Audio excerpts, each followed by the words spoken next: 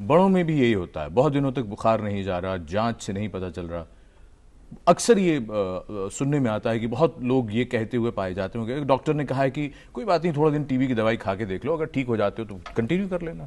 ये क्या है, ये जरा बताएंगे इस पर थोड़ा सा। नहीं, एक्चुअली कुछ ऐसे इंडिकेटर्स होते हैं जिससे, जैसे हम बात करते हैं पल्मोनरी ट्यूबरकुलोसिस की, फेफड़े के ट्यूबरकुलोसिस की, तो कुछ ऐसी लोकेशंस होती हैं जहां पर आप you can be very certain कि ट्यूबरकुलोसिस ही है।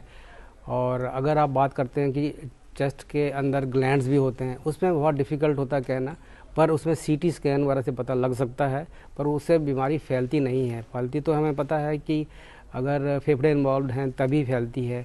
तो इस तरह के केस में ज़्यादा देर एक्चुअली हमें नहीं कर देनी चाहिए, और जितने भी आजकल रैपिड डायग्नोस्टिक टेस्ट हैं उनके सहारा लेना चाहिए और टीबी को रूल आउट करना चाहिए। बिकॉज अगर टीबी डिटेक्ट नहीं हुई या डायग्नोसिस नहीं बना तो वो फैला भी सकता है।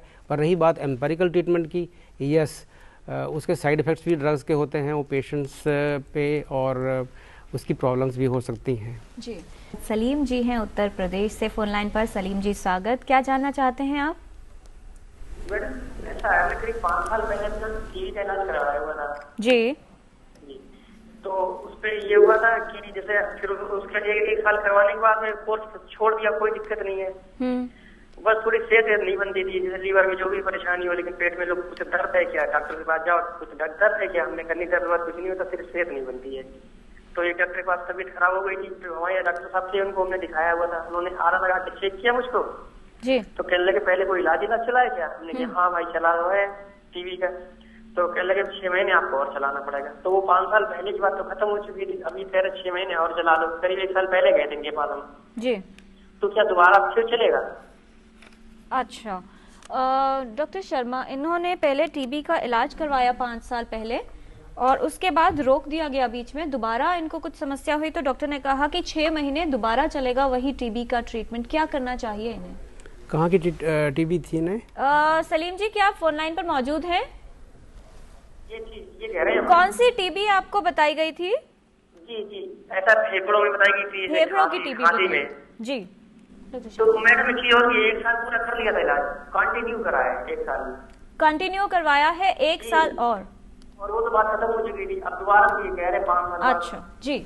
नहीं, अगर तो ये इनको ड्रग सेंसिटिव ट्यूबरकुलोसिस था फिर तो 6 मंथ्स का ट्रीटमेंट है, और आम तौर पे ज़्यादातर लोगों को, पेशेंट्स को हम 6 मंथ से ज़्यादा नहीं देते अनलेस वहाँ के डॉक्टर ने कुछ सोचा हो। डॉक्टर शर्मा, इन्होंने 1 साल पूरा ट्रीटमेंट किया और 5 साल हो चुके हैं, तो क्या ऐसा हो सकता है कि रिकरेंस हो गया हो या दोबारा से फ्रेश इन्फेक्शन डेवलप हुआ हो? ये भी हो सकता है कि रिपीटेड रिकरेंसेस हो रहे हैं, पर इस सिचुएशन में मैं ये कहूँगा कि MDR TB रूल आउट कर लिया जाए, कहीं उसके टेस्ट करवा लिया जाए, कहीं MDR TB तो नहीं है। इतनी बार बार एक्चुअली 5 साल का इलाज तो हम ऑर्डिनरी टीबी में नहीं देते हैं, जिस तरह से ये कह रहे हैं। इंटरप्शंस हुई थी तो साइड इफ़ेक्ट्स की वजह से हुई होंगी, उनको भी हम अकाउंट में लेते हैं जब हम ड्यूरेशन की बात करते हैं, टीबी ट्रीटमेंट की ड्यूरेशन की बात होती है। बट इनके केस में कई चीज़ें क्लियर नहीं हैं, तो मैं ये सजेस्ट करूँगा कि MDR TB को भी रूल आउट किया जाए अगर फेफड़ों की टीबी तो ये पूरी जाँच फिर से करवाएं। बहुत ज़रूरत है फिर से जांच करवाने की और ये जानने की कि स्थिति क्या है। और फिलहाल उत्तर प्रदेश से सविता हैं टेलीफोन लाइन पर। सविता जी, आपका स्वागत, पूछें सवाल। हाँ जी, मैं ये जानना चाहती हूँ, जैसे मेरे हस्बैंड को बोन की टीबी डिटेक्ट हुई है। अच्छा, कब? तो उनका इलाज चल रहा है, प्रॉपर इलाज चल रहा है और बहुत अच्छी रिकवरी है।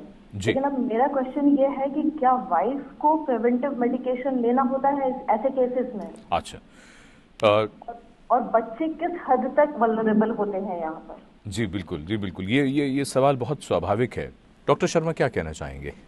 नहीं लगती है अनलेस कि उसी पेशेंट को, बोन के टीबी के पेशेंट को पल्मोनरी टीबी है और स्पुटम पॉजिटिव है। यानी आप ये कह रहे हैं कि संक्रमण सिर्फ तब होगा जब फेफड़ों की टीबी होगी, बाकी में नहीं होती। तो इनको और इनके बच्चों को कोई डरने की या चिंता करने की जरूरत नहीं है। रही बात बच्चे की, एक्चुअली बच्चे को BCG वैक्सीनेशन जरूरी लगी होनी चाहिए। अच्छा, डॉक्टर शर्मा, मैं चाहूंगा इस प्रश्न का उत्तर आप दें। उन्होंने पहले तो बधाई दी है पूरी टीम को कि इतना अच्छा विषय चुना है। वो ये जानना चाहते हैं कि विशेषज्ञ ये बताएं कि दवाइयां जो अस्पताल से मुफ्त मिलती हैं, क्या बाजार में बिकने वाली अच्छी ब्रांडेड दवाइयां उनसे बढ़िया होती हैं?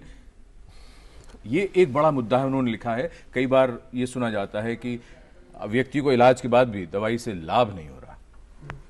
ये इन्होंने बहुत ही अच्छा प्रश्न किया है और हमने इसको इसको डिस्कशन का फोकस भी बनाना चाहा कि रैशनल यूज़ ऑफ ड्रग्स, और जो गवर्नमेंट एडिड जो सेंटर चल रहे हैं डार्ट्स वगैरह के, इनमें क्वालिटी एश्योर्ड ड्रग्स की अवेलेबिलिटी है 100%।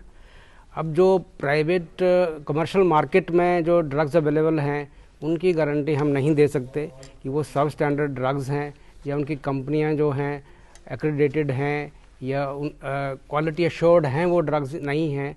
तो ये भी एक रीज़न है कि पेशेंट जो है प्रोग्रेस कर जाता है सिंपल ड्रग सेंसिटिव टीबी से एमडीआर टीबी की तरफ।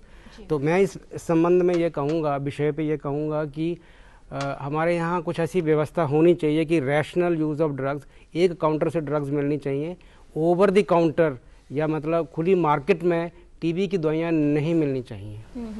डॉक्टर शर्मा, मान लीजिए ये जो आप कह रहे हैं कि एक ही सेंटर से ड्रग मिलनी चाहिए, किसी व्यक्ति का इलाज चल रहा है और उसको ट्रैवल करना है या फिर ट्रांसफर हो जाता है, एक शहर से दूसरी जगह जाता है, तो क्या इस तरह के अरेंजमेंट्स भी हो सकते हैं कि वो सारा जो सिस्टम है उसको शिफ्ट किया जाए या वहां से भी दवा मिल पाए?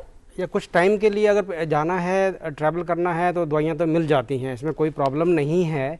और दूसरा, अगर उसको ट्रांसफ़र हो गया है तो वहाँ केस भी ट्रांसफ़र हो जाता है एज सच, और गवर्नमेंट के सेंटर से दवाइयाँ मिल जाती हैं। जी।